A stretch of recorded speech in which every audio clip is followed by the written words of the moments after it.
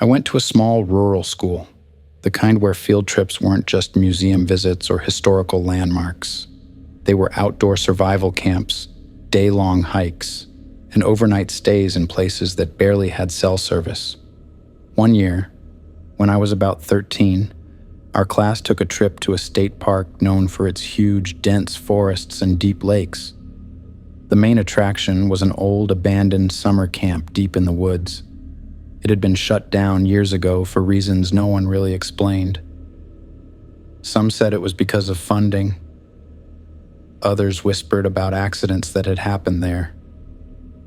Our teacher, Mr. Ellis, was really into immersive learning, so he thought it would be cool for us to hike up there, explore the old cabins, and write about how nature reclaims abandoned places. Sounded cool at first, until we actually got there. The moment we stepped onto the dirt path leading to the camp, the air felt off. Not like it was haunted or anything, but just wrong. Like the woods didn't want us there. The trail was overgrown, and there were no sounds. Not even birds. That was the first thing I noticed.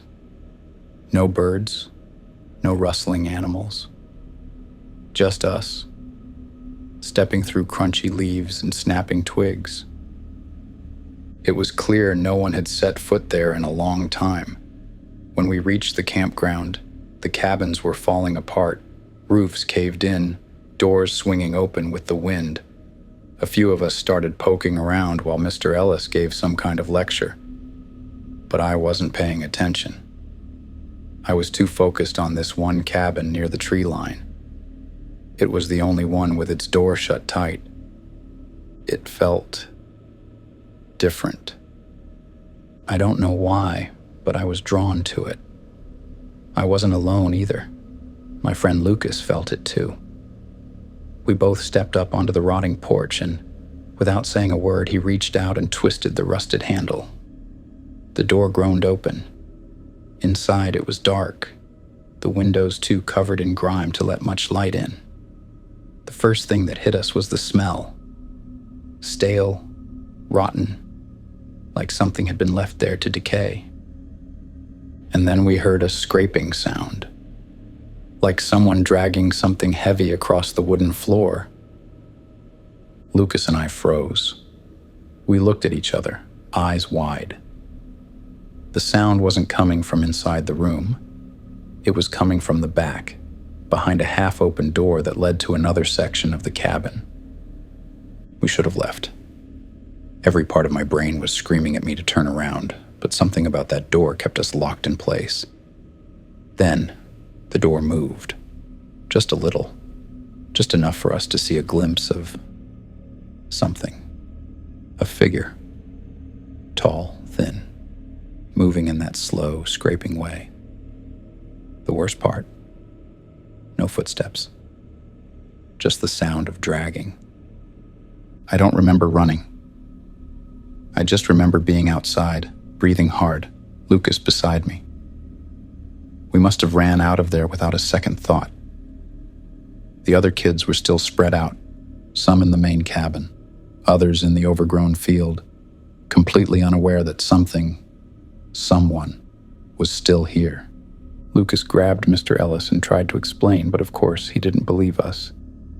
Probably just an animal, he said, annoyed. But even as he dismissed us, I saw it in his face. He felt it too, that same wrongness in the air. We left soon after, quicker than planned. No one wanted to admit it, but something about that place wasn't right. On the hike back, I kept looking over my shoulder. Every time I swore I saw movement between the trees, a flash of something pale, too tall, too thin. The next day, we were supposed to write about what we learned. Lucas and I never turned in anything. What were we supposed to say? All I know is that abandoned camp was shut down for a reason. And whatever that reason was still there. 8th grade field trips were never that exciting. Usually it was just a local museum, maybe a science center if we were lucky. But this one was different. We were going to a real historical site, a perfectly preserved colonial-era town about an hour from our school. The kind of place where people dressed up in old-timey clothes, baked bread in outdoor ovens, and pretended it was the 1800s. I wasn't exactly thrilled, but when we arrived, the place had this weird stillness to it. The streets were empty except for our class and the reenactors, who watched us a little too closely as we filed off the bus. The air smelled like wet leaves and chimney smoke. Something about it gave stuck in time. The main attraction was the old schoolhouse, a tiny wooden building with a slanted roof. It was just one room with a wood-burning stove in the center. It was cramped, dark, and smelled like dust and old paper. The guide explained that this was one of the oldest surviving schoolhouses in the state, dating back to the late 1800s. Kids back then would sit on these stiff wooden benches all day, writing on chalk slates under the watchful eye of a strict schoolmaster. I wasn't really listening. My attention had drifted to something in the corner of the room. A metal hatch, almost flush with the wooden floor. At first, I thought it was some kind of storage compartment, but then I noticed the lock, a massive rusted padlock that looked untouched for decades. The wood around it was scratched and splintered, like someone had tried prying it open. The reenactor leading our tour carefully avoided looking at it, as if acknowledging it would make it real. I nudged my friend Ryan and nodded toward it. "What do you think that is?" He shrugged. "Root cellar?" Our friend Jess leaned in. "Looks old as hell. Why would they need a basement in a one-room schoolhouse?" Good question. The tour moved on, but I stayed behind with Ryan and Jess, pretending to tie my shoe while the rest of the group shuffled out. Once we were alone, I crouched beside the hatch and tugged at the lock. It barely moved, but the hinges groaned softly like the wood beneath had been warped by moisture. Ryan, being the reckless idiot he is, grabbed a loose brick from outside and smashed it against the lock. At first, nothing happened. Then, on the third hit, the rusted metal gave way, and the lock snapped open. The second we lifted the hatch, a gust of cold air rushed upward. It smelled like earth and something stale, like a place that had been sealed off for years. A narrow staircase led down into complete darkness, the stone walls damp and uneven, worn smooth with age. I hesitated. Every instinct in my body was telling me not to go down there. Jess shined her phone flashlight into the opening. The tunnel stretched forward, disappearing into blackness. The deeper the light reached, the more the air seemed to bend around it, swallowing the glow. Then we heard it. A whisper. It was so quiet at first I thought I imagined it. A low, garbled voice echoing from somewhere deep in the tunnel. I turned to Ryan. "Did you hear?" Before I could finish, something shifted in the darkness. A shape, barely visible in the farthest reach of the light. Not standing, crawling. And it was fast. I didn't even have time to process what I was looking at before Ryan and Jess yanked the hatch shut and slammed the lock back in place. We scrambled away, breathing hard, waiting, expecting the door to rattle. But it didn't. Instead, there was a sound. Not knocking, not banging. Scratching, deep, slow scratches against the underside of the hatch. The wood trembled with the force of it, the same way a trapped animal might claw at a door. Then, just as suddenly as it had started, the scratching stopped. We ran out of the schoolhouse and caught up with the rest of the class like nothing had happened. For the rest of the trip, I couldn't stop thinking about it. Later that night back home, I searched for any record of underground tunnels beneath that schoolhouse. I expected to find nothing, but I didn't. I found an old article online dated over 40 years ago. It mentioned the disappearance of a student from that very schoolhouse. A boy, last seen entering class one morning, never making it home.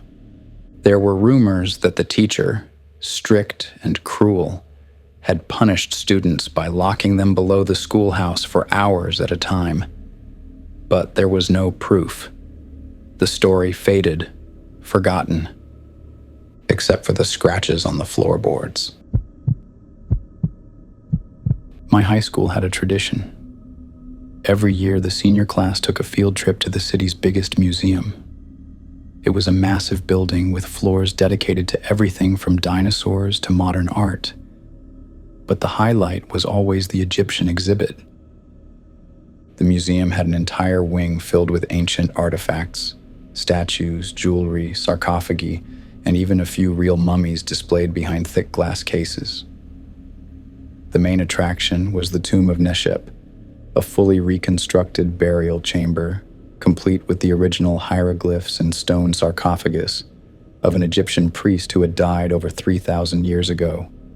I wasn't a huge history fan, but I had to admit, it was cool.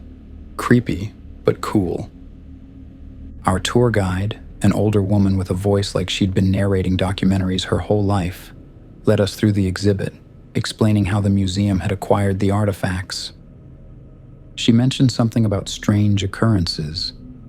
How ever since the tomb was reconstructed, staff had reported objects moving on their own, lights flickering, and an overwhelming sense of being watched.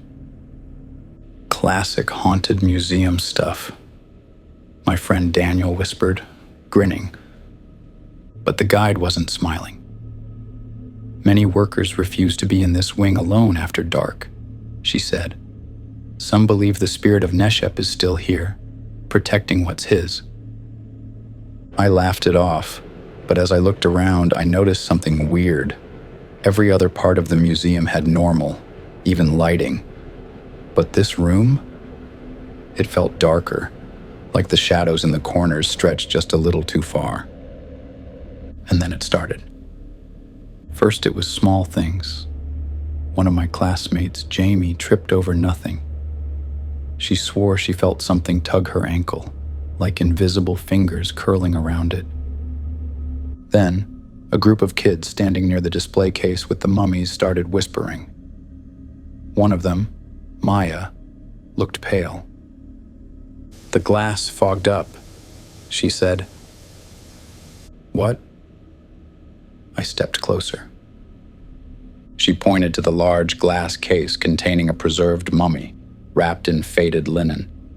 Right in front of its face, there was a perfect handprint on the glass, from the inside.